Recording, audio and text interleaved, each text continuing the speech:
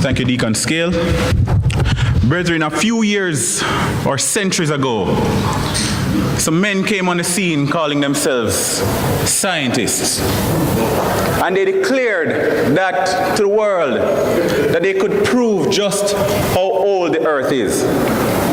By using their specialized high-tech scientific devices, they dug up fossils and they determined that the earth was 4.5 billion years old. Rather than relying on worthless faith, these men became one step closer to answering mankind's greatest question. Where did we come from? Not only was this a claim that they could prove with 100% authentic evidence, they also enhanced their theory of evolution in the process. Astonished by this apparent revelation, the Christians took to their Bibles to see if they could find such a thing in the Word. Of course, the frustrated Christians were not able to do so, and they desperately wanted to find a way to accept this solid evidence that the scientists came up with, and accept the fact that the earth is 4.5 billion years old, while confirming that the Word of God is still true, and disregarding the evolution theory. And so the only way they could do that is by inserting billions of years into the scriptures. They went back to the scientists and said, pretty much, the claim that you're making now, the Word, which is older than your claim, has long determined the age of the earth. In fact, it is not just, it's possible that it could be 4.5 billion years old, but our Word says it could be more than that. It could be 10 billion years old. It could be 15 billion years old. They said, all right, prove it. Prove it. And so they proffered a theory from the Bible. And that's the theory that we're going to examine today. Does anybody know what theory that is? Yeah. All right. So I don't need to stay up here any longer. Oh, yeah. All right. So we're going to examine the gap theory. And what this is, it's the first topic in a series that I want to continue called In the Beginning. And so if you're here for the first time as a visitor, I believe that this series will help you. Now, I cannot tell you when next I will be here, so that means you'll have to come here every single Sabbath afterwards to come and hear part 2 and 3 of this message. Now, this message was primarily geared towards the younger audience, the visitors, persons who are searching for, wanting to ignite their interest in studying the scriptures. And so I'm hoping that it does just that for you. So what is the gap theory? The gap theory is a view. All right, before I go on, there's something that we must all know. There's a difference between knowing God, knowing about God and His words, and spirituality. Too many times I see persons focusing on the knowledge aspect and not necessarily on spiritual aspects. Now, I was telling Kevaria last night at our Friday night Bible study that knowledge puffs up. So we have to be careful when we study these words not to just focus on the knowledge aspect of it, but also the spiritual aspect of it. So, all right, let's continue.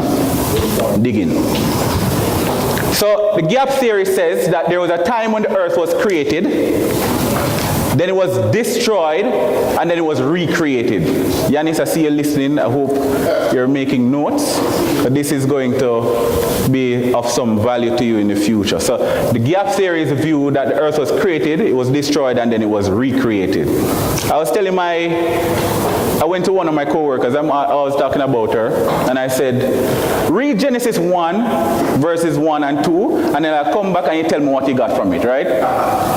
And so I left her alone for about an hour, and then I came back. And I said, have you read it? She said, yes. So I said, what have you gathered? Nothing. She didn't get anything from it. So I'm going to, at the end of the presentation now, to show how important understanding is not just for knowledge, but it is very important because it reveals certain truth to us. So let's continue. If you turn your Bibles to Genesis 1, verses 1 and 2, it says, in the beginning God created the heavens and the earth.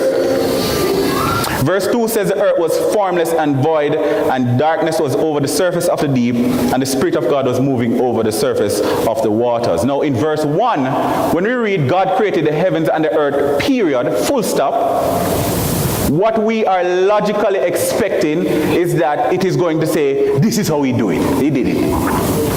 He created the heavens and the earth, and then day one he did this, he did that, and so on. It does not say that. It says the earth was formless and void. What? What kind of God creates something and it is just formless and void? Well, many persons reading the English version might say, well, you don't really have a point there. So, all right, fine, let's go back to the root word of these things. And there are three words in the text that we can focus on, the Hebrew words for them, and see a better, or get a better understanding. It is was, formless and void. Was, formless and void. The Hebrew word for was is Haya, H-A-Y-A-H, and it's translated became. So the earth became, right? And so this formless and void that they understand, they make it seem like God is just a carpenter. You ever invite a carpenter over to your house and he's like, his tools are all over the place is messy. That's how they believe that when God created the heavens and the earth, it was just messy all over the place. It was just one big chaotic mess. But we disagree with that. Why? Because we know from the 6 days of creation, he was very orderly. He didn't command the plants to come up before the land. That would be stupid. How could you allow the plants to come up before the land? Right? So it says the word was is better translated as became. Formless is tohu, which is translated confusion or place of chaos. What? God created a place of confusion and chaos. Crazy. Void, bohu, translated as empty waste. So God created a place, heaven and earth, and it was chaotic and it was a huge waste. Doesn't make much sense.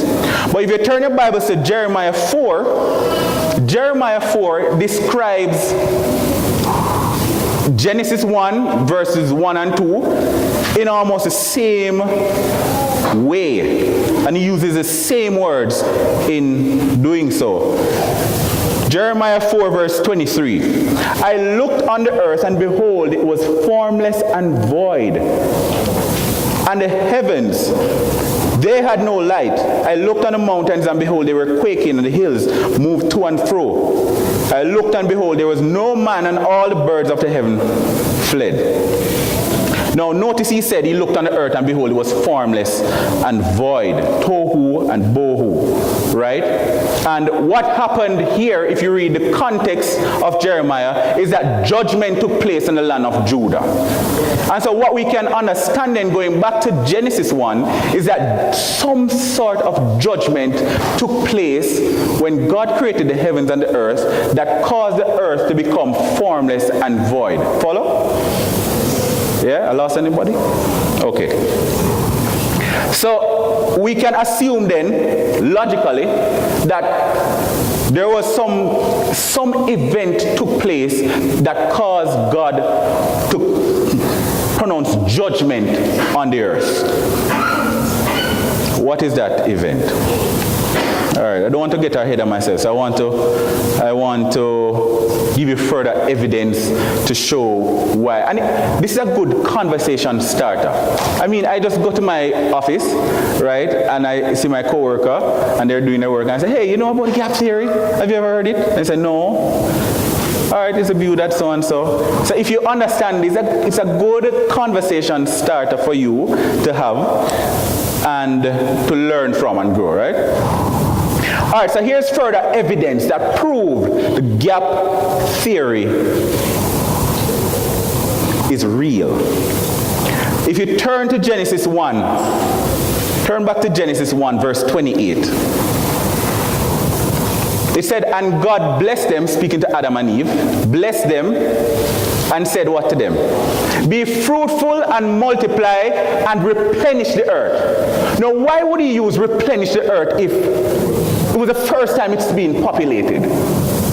Replenish, he could have said, the author could have said, multiply on the earth. But no, replenish the earth. It means that the earth was somehow populated before. It became a waste, and so everything was wiped off clean. And so Adam and Eve was now going to start afresh, replenish the earth. Or you might say, I don't have a point. Maybe it's just some error in some translation or something. But go to Genesis 9. If you go to Genesis 9, because remember in the beginning, the earth was flooded with water. The Spirit of God hovered over the water. All right, fine. Because we know that there was another time the earth was flooded. That's during the flood that Noah was in. Genesis 9 verse 1 says, and God blessed Noah and his sons and said to them, be fruitful, multiply, and replenish the earth. Now this makes perfect sense, because we know that the earth was populated from Adam and Eve down to the days of Noah. And God, Stephen said it earlier, he repented that he made man because of the wickedness in their hearts and such. And so he wiped off the earth clean once again. Now there's something, some persons ask themselves the question, or them ask, what if after this project that God is doing, how do we know it's not going to start again? How do we know? Well, I have a theory. Let's call it that. I have a theory. Because when God said, I set my bow in the skies, what did he say? To remind me that I will never again flood the earth. What that suggests? Because if the earth was wicked in the beginning, and so he flooded it in Genesis 1, then in Genesis 7, the flood again because of the wickedness of man.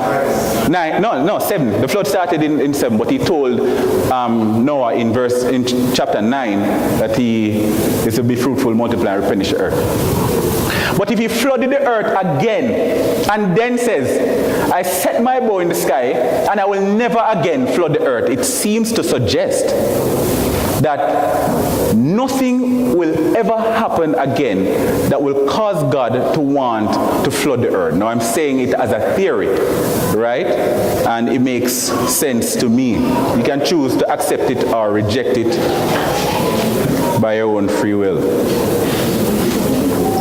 So he told Adam to replenish the earth. The assumption is that the earth was populated before. He told Noah to replenish the earth, and we don't have to assume. We know the earth was populated before. And so it seems to suggest that when we go back to Genesis 1, that there was some time between God creating the heavens and the earth, and it became void and formless. Chaotic, confusion. Now, this I was introducing to my Jehovah's Witness friend now at the office. I asked her about the gap theory, and I was explaining it to her a little bit, and then she was, what, Jehovah's Witness, they do not answer directly, right? They will hear what you're saying and then say, I'll research it, and they never come back. I've proven that over and over and over. Oh, I'll research it. No, I said, go and ask your pastor and come back to me. Do the research by yourself, right? And they just never come back. So here's an interesting question. I asked her, because she was saying, after I explained the whole theory to her, she still didn't seem like she was budging. So I said, all right, when were the angels created? the Bible lays out 6 days of creation, and we do not see one angel created. At what time was the angel created? Now, this guy was proffering this view that the angels were created on the 3rd day. What? Angels were created on the 3rd day. That don't make any sense. If you go to Job, and you can go there. Job, I'm having fun. This is a nice Bible study, right? I hope you're enjoying it. Remember, it's a series. For those who came in late, it's a series that I'm doing. It's called In the Beginning. All right, if you go to Job 38, verses 4 to 7. When God came to Job now and was questioning him, he said, "Where were you when I laid the foundations of the earth? Tell me if you have understanding. Who determined its measurements? Surely you know. Who stretched the line upon it? And what were its bases sunk? And who laid the cornerstone? When the morning stars sang together and the sons of God rejoiced." What? Sons of God? You mean human beings were created before the earth? Madness. It has to be referring to sons of God. Angels. Has to. Because we know when God created the heavens and the earth, and there were no man. Man was not on the earth. So it has to be that the angels were created prior to the earth being created. Ask her another question in addition to when were the angels created. I said, when was Lucifer in the garden? She said, what? Lucifer in the Garden of Eden? No, man, never heard of that before, ever. All right. So I pointed there to Ezekiel 28. And it says, you were in Eden, the garden of God. Every precious stone was your covering. Who was that talking to? Man? All right. Ruby, topaz, diamond, onyx, jasper, you name it. You were on the holy mountain of God. You walked in the midst of the stones of fire. You were blameless in your ways until iniquity was found in you by the abundance of your trade. Therefore I cast you off, and so on. At what point in time then was Lucifer in the garden before Adam? Has to be when the earth was created in Genesis 1. It makes sense. But if you don't believe that because some of them believe that this was referring to some man, right? It says here, oh, covering cherub. He was the anointed cherub in the Garden of Eden. And we know that it cannot be at the time when man was expelled from the garden, that someone else was in the garden. No. Must have been before.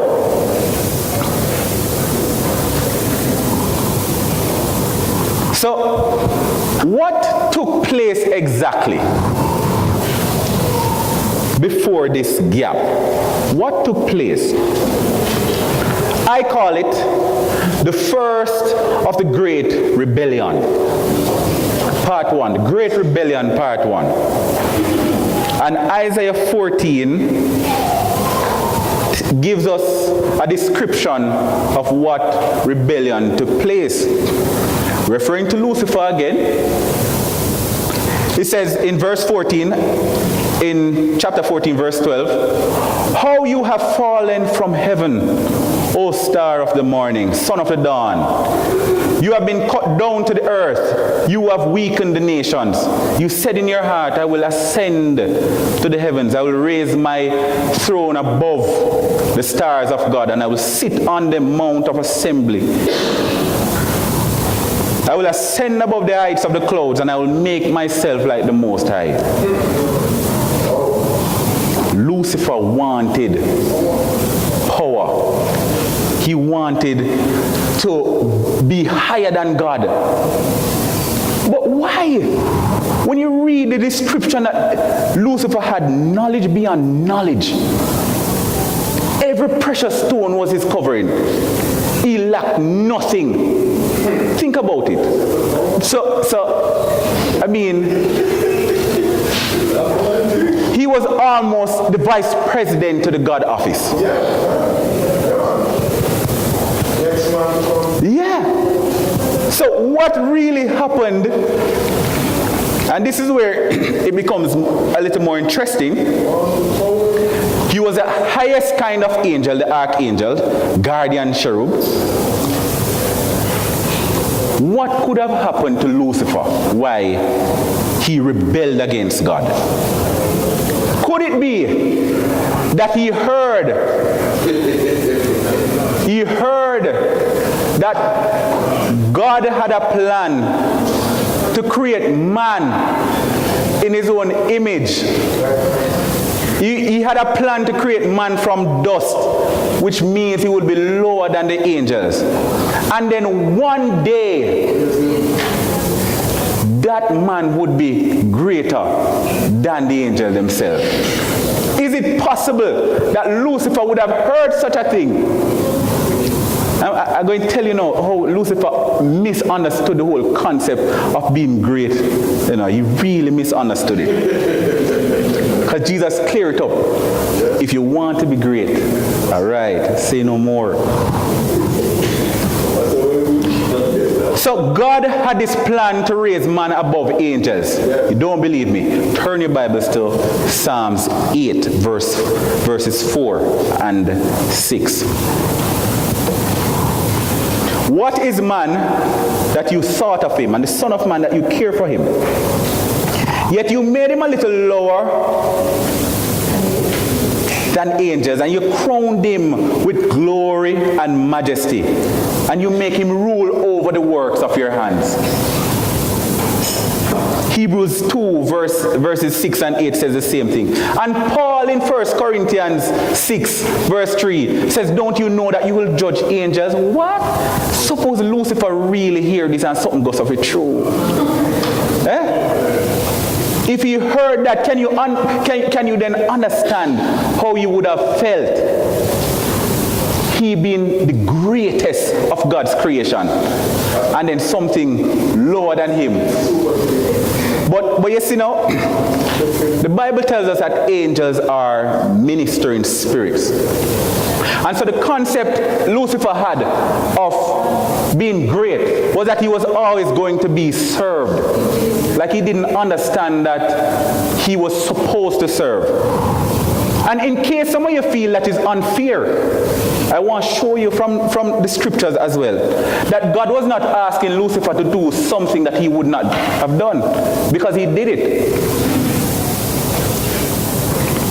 God, the Bible tells us that he humbled himself. He did not consider equality with God something to be grasped. He demonstrated to Lucifer. He was greater than Lucifer. And he demonstrated that I can humble myself and serve the lowly. He demonstrated it. So it's not just a case where God created him high and then says somebody's going to come up higher than you, right? And God would not be willing to demonstrate how he can submit himself to the world to the point of death. So he didn't just take Lucifer now, quote unquote, out of existence, or he's going to banish him. He demonstrated it and said it can be done. It can be done. And there's a very important lesson now, and I'm coming to a close. Very important lesson for those who are great in their careers. How you see yourself and how you fit into this congregation is not just to come here as and have a title of CEO or vice president or whatever. But to see yourself as, yes, great in the world, but come and serve. Serve. If you want to be great, you must serve. And so I'm calling on all the persons here who consider themselves great. I want to know who is going to deny it now. If you consider yourself great in your careers and you can do more to serve the brethren, I call you to service. And so after studying the arguments put forth, I have concluded that the gap theory is not a theory, it is a fact. And we need to throw out this argument of a gap theory. It is no longer a theory because we can prove it from the scriptures. As to the age of the earth, I will not debate anyone on such a matter. I do not know how old the earth is. I am just 25 years old.